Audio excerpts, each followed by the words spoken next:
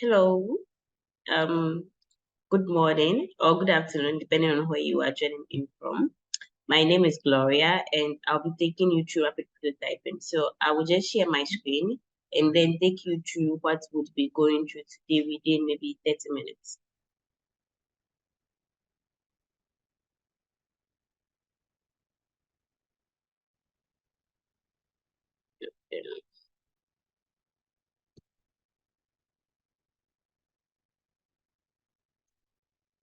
Okay, good. I hope you can see my screen. Yes, yes. Okay.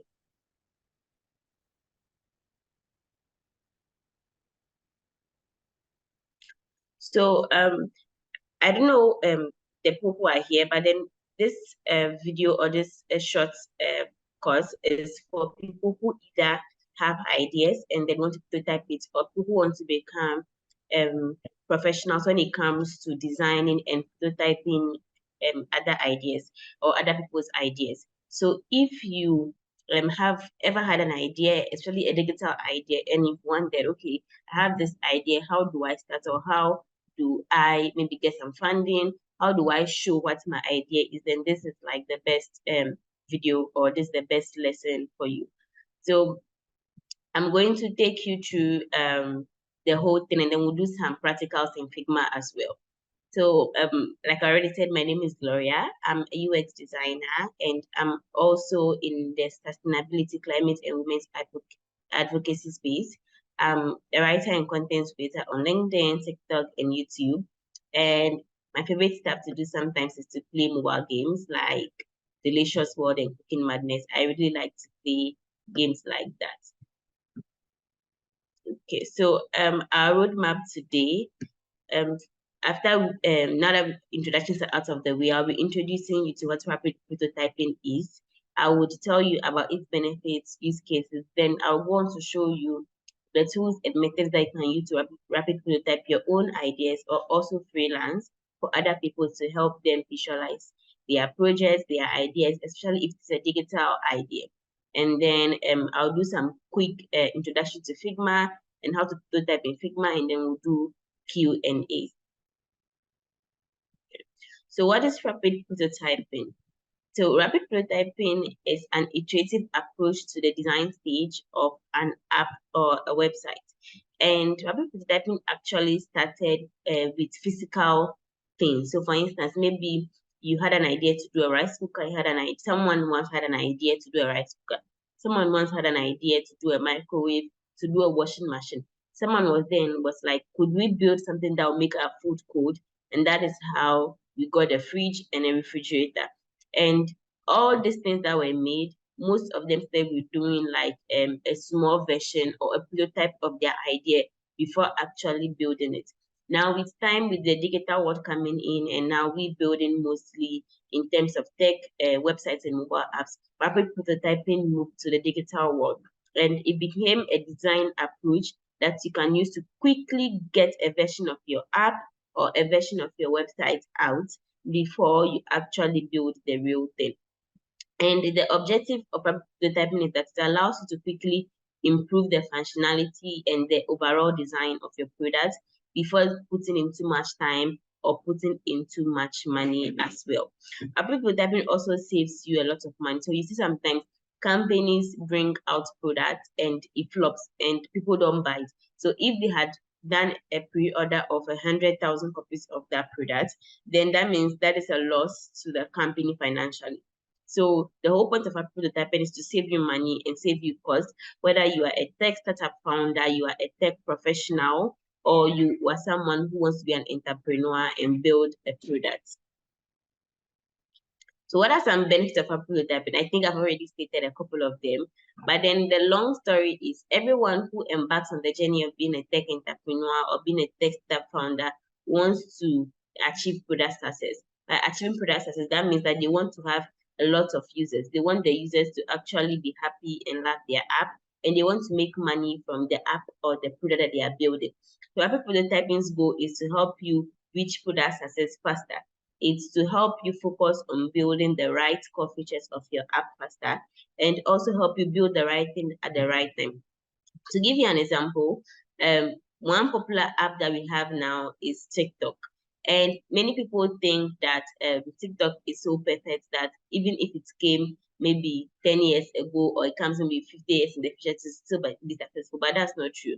So before TikTok came, so many short video apps had come out, and most of them had like a short moment of success, and then they flopped. This is because the tools, which is the mobile phone that people use to access the videos, and the time was just not right.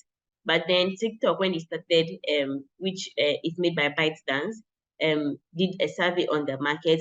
They looked at people's trend towards liking more videos, and also the fact that people's attention span is getting shorter.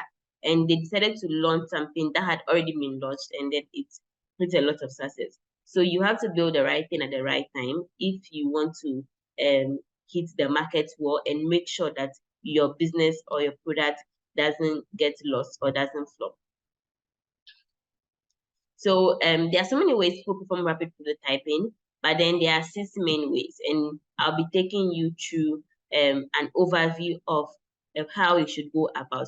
So assuming, let's say you are an entrepreneur and you want to build an app, a mobile app. And what mobile app do you want to build? You want to build a mobile app that helps people who like dogs to buy dogs. So we've realized that now a lot of people are living alone, and most of them want pets, but then going to the market to get a pet is difficult. So you want to build an app that would help users buy dogs. And by the way, after us, we'll be doing this app in Figma as well. Now, the first thing you have to do is to research your target market. There are so many kinds of people who want dogs, right? They are rich, there's poor, there are people who have their own house, people who are living in apartments, and all these people would want dogs, but all these people are not your target market. Simply because if someone who has 50 cedis wants to buy a dog, the kind of dog they are going for is different from someone who has maybe 1,000 cedis. So you have to do your research and decide, okay, based on what I want to do, this will be the perfect target market. Why do you need to focus on your target market? Because you need to build features that will solve a direct problem for them. If your app is not useful, no one would use it. So your app has to solve a particular problem, and it can only solve a particular problem very well if it has a good target market. So assuming you've decided that, okay, good, you want people who are not poor, but you want people who are maybe from mid-level to wealthy, in that range, and who are probably have their own house, and who also have not had a pet before, but then know the kind of pets that they want. Now, that is a good target market to start with. So what you are going to do is to move into the second stage, which is the design sprint. So in the best case scenario, you would find somebody in that target market. You'll find maybe Benedicta, a female who is working, who has some money to be able to buy dog food and cater for the dog, and wants to buy a dog. And then you talk to her and you ask her what are her problems and what would she like to have, what features would she like to have in your app that if she had would make it easy for her to purchase or acquire a dog. Now, sometimes it is not always easy to find someone to talk to. What you are going to do to do a design sprint. And in the design sprint, if you have someone from a target market, you include them. If you don't, you yourself will sit down and then discuss all the high-level product features. So you think, okay, my dog app, well, I want it to be able to list different types or different breeds of dogs. It should be able to query who is on the app and then give them a dog that matches the breed that they want, that matches the house that they are living in, that matches their income. So that is like a high level product feature, but that is not actually an app or a product yet. What you have to do is move on to the next stage, which is to choose a feature. And basically, there are lots of things you could put into your app. You could have a marketplace, an e-commerce marketplace for the app. You could have dentists. You could have you could have a vet. You could have pet stores. You could have so many things on the app. But then at this point, you have to decide that I can't do everything yet. I'm going to choose the main thing. The main thing for now is that I want to connect dogs to those who love dogs. And what are the kind of features that will go into something like that? Okay, I want to be able to ask the users a few questions and then suggest dog breeds for them. And if they like them, then I would ask them to pay, and then the dog will be delivered to them. That's very simple. Now, after you have decided on the feature for your app, you're going to move on to the next stage, which is low fidelity prototypes. Now, low fidelity prototypes are simply you taking pen and paper, or even using softwares, which I'll talk about later. But then the easiest one is to take a pen and paper and sketch out how does this app look to you in your head. And after you've done that, you are going to gather feedback from users. Now, for most people, if you show them a pen and paper, they are not able to actually visualize how the app works. That is where software comes in. And the software we are going to be using is Figma, which I'll get to later. So, but let's just continue the steps. So you do your low fidelity prototype, then you give it back to the users. You ask them to use it, or you hold an interview or focus group discussions, and then based on the feedback you get, you come and iterate. And when you iterate, you do this like 2 to 3 times. And then by the time you are done, you actually do have a prototype. So this is an example of how a paper sketch would look like. So you see the guy on the left, he's just gotten a piece of paper, he's gotten a pencil, and he's drawing, okay, the user profile, the home page, and all. And this is basically what a paper sketch is. Now, digitally, the tools that we use are Figma, Adobe SD, Just-in-Mind, Sketch. And all those tools are there, but then the one that is most popular in the industry today is Figma. And that is what I'll be showing you how to use to do prototyping.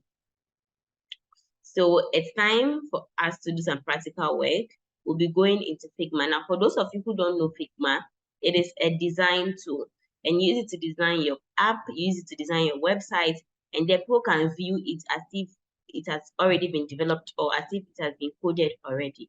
So you can just go to figma.com, create an account, and then you can do everything that I'm doing. Afterwards, I'll share the link to the Figma file and you can play with it afterwards. By the way, if you have any questions, you can put it in the chat. I'll take a look at it and then answer you. I can't see any questions for now, so then I will just be going to Figma for now.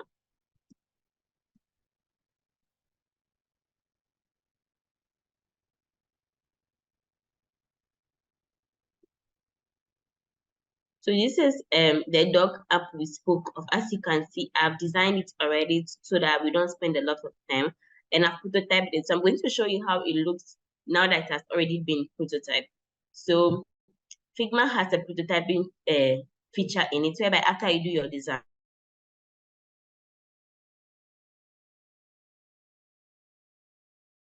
you can play it, and you can also load as a mobile app. So that's what I'm loading now. When it loads, I'm just going to take you through the screens, and you see that it looks perfect. It looks as if this was a mobile app that's already been designed.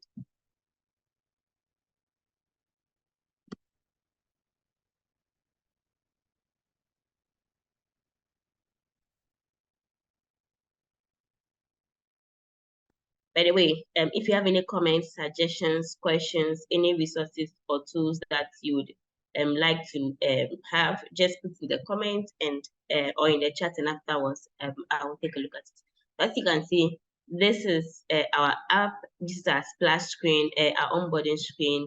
It says your perfect companion awaits you.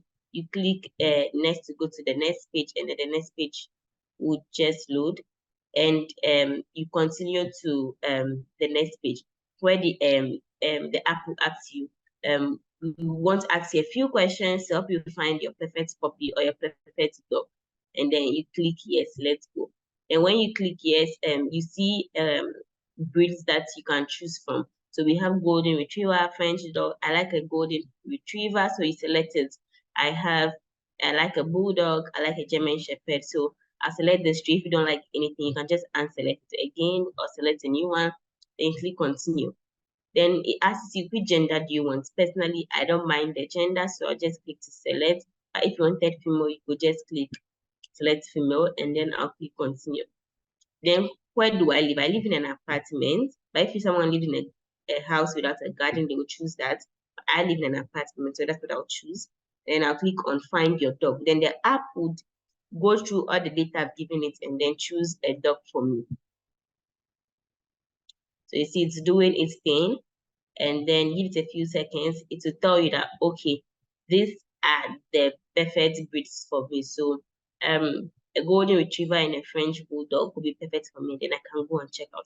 So assuming you had this idea and you wanted to get feedback from your users, you wanted to get funded, you wanted to go into an accelerator, and you're able to show this alone, it gives a fair visual idea of what you want to do. And this is what rapid prototyping is all about. So you can use this to do your testings, make any changes before you spend too much money trying to develop it, or you spend too much time trying to develop it. So we are going to go back, and then I will just give you a fair introduction of Figma. Now, Figma takes a while to learn. It's not too hard. You can't learn it in a day, but I'm just introducing it to you. So as you can see, this is your design. So to make any designs in Figma, you go to figma.com, create an account, and afterwards you can create a file and start designing. So to prototype, assuming you had done your designs already and you want to prototype it, if you look to the top right corner here, you see we have that. So you are going to click that. So as you can see, these blue lines that appear are prototype lines. It simply tells Figma that, okay, when someone click next, it should go to this next page. And if someone click this next, it should go to this next page. And if someone clicks this next as well, it should go here. Now, there are so many things that you can add to it that will make it more technical, but the simple thing is that prototypes help you move from page to page, from section to section, or from drop down to pop up as you want it to be. So that is all that is. So I will delete this and then do it for you to see. So I'm going to delete these prototypes and then we'll do it together. So good. So now I have this page here, and then I want that when people tap on it, it should go to this next page. What I'm going to do is that I'll select this button, and when I select it, let me zoom in for you. When I select it, you would see that a plus button pops up. You right click, hold, and drag to this. So it tells Figma that on tap, it should navigate to this. So as you can see, on tap, it is over here. On top of this button, please load this screen instantly. If you want an animation, you can do smart animate. So let me play that for you. So now if I do smart animate, let me restart it. First of all, let me delete the interaction, and then you will see that when I click next, nothing happens. Okay. So I've deleted the interaction. When I click next, it doesn't go anywhere. Why? Because there's no prototyping or there's no transition between the pages. So now I'm going to click on it and then say on next, it should go here. So on next, I say smart animate, not instant. So it's going to, try to animate the pages. So see how it look like. You see, it tried animating it. Now let me restart it again and say it should slide in or push in. Now when you say on top of this button, it should push, it should slide in. See how it's going to move. So when you click next, it slides in as a door. Then maybe you want it to be instant. Since you don't want a lot of animation, usually that's what I go for sometimes. I can just restart it and say, when I click next, just instantly show the next page, and then instantly show the next page as well. This is not instant smart animate for the second one. So this is how you prototype in Figma, and there are lots of tutorials out there, but I just wanted to do an introduction of how this tool can help you visualize your idea quickly, sharply, without you having to spend so much money or time to get a visual idea or to get a prototype of your product or your idea as a tech startup founder or as a professional. So that is all. So let's go back to the presentation.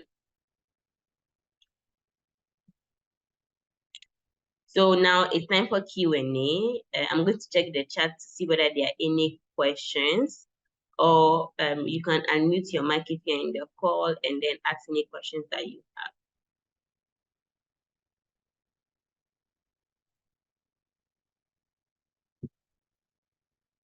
Delight, Isaac, Prince, the CR8V. Are there any questions?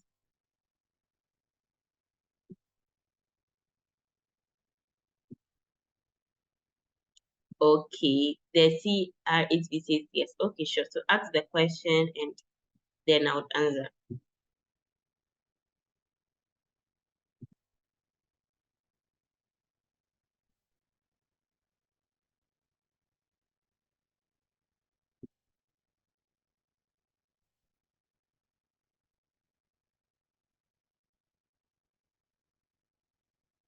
I'm waiting. Any questions, comments, suggestions, contributions?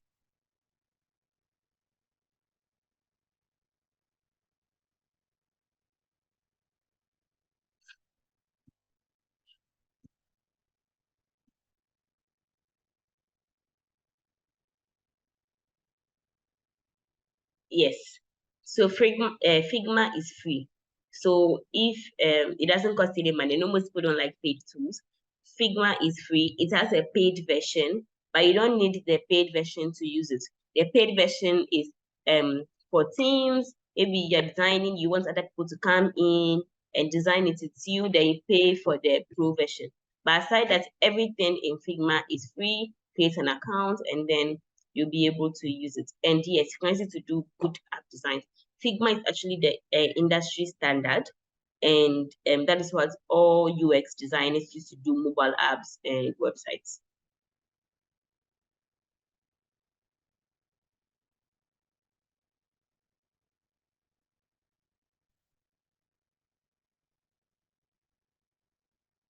Okay, so if you want to make the app real, you have two options.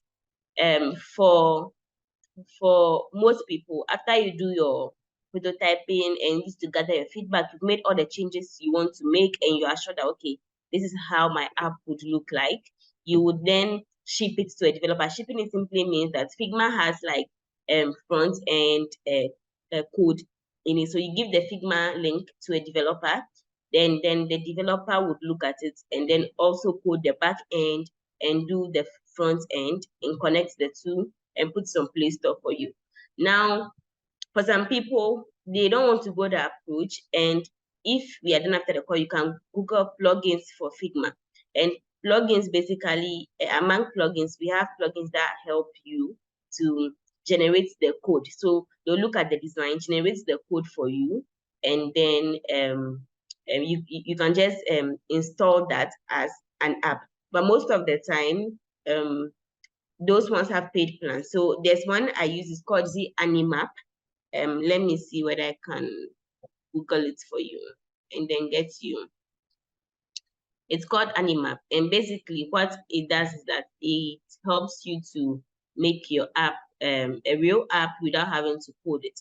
But prototyping is basically for you to get a visual idea of what you want to do, and then also to test it with other people. So is it Annie? Let me see whether I've written it well.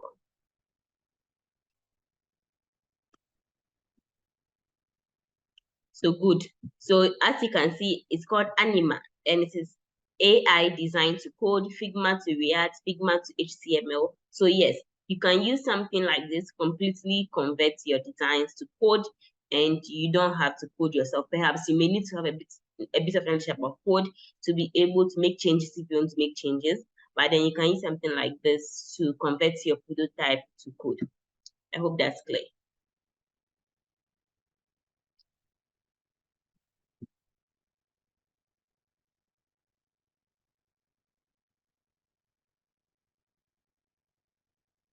Any more questions?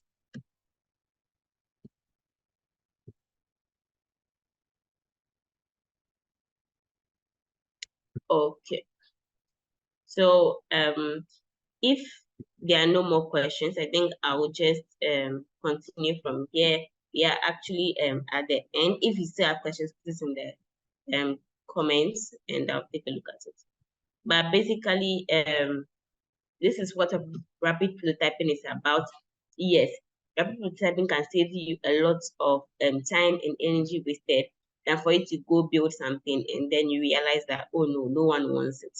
So if you are a tech founder or an entrepreneur, just go to figma.com and try it out on your own. if you need help, you can book a call with me on Calendly to assist you. And I'm also on LinkedIn, where I provide free content, and also on TikTok as well. I've already downloaded the PowerPoint and put it as a resource, so you guys can have access to it easily as well. So I'll just stop sharing my screen for now, and then if you have any more questions, let me know.